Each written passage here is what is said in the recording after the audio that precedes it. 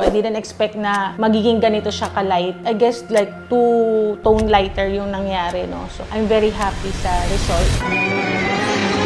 Hi, I'm Izzy. I'm a food vlogger. One of my biggest insecurity kasi yung ngipin ko na very yellow talaga. Lagi yung nakikita sa camera and sobrang na-insecure talaga ako. Kaya naman, kailangan ma-boost ko yung confidence ko through having whiter teeth. Nakikita ko siya online and nakita ko yung mga reviews niya which is really good. And nakita ko rin na yung facilities niyo is maganda, yung mga equipments as I saw it, very high-tech. The moment I walk in sa clinic, grabe, sobrang aesthetic. Na-assist agad ako ng reception and he greeted me with a big smile. Kaya parang feel at home. Actually, yung na-experience ko dito, halos nakakatulog na ako sa sobrang gaan ng kamay ni Doc. Sobrang nakaka-boost ng confidence yung pagkakaroon ng whiter teeth. Especially nowadays, napakahilig nating mag-coffee, no, na nakaka-stain ng ngipin natin. And to boost the confidence, magpa-whitening talaga. I would definitely recommend this mga friend ko na food vloggers din. And dun sa mga usually na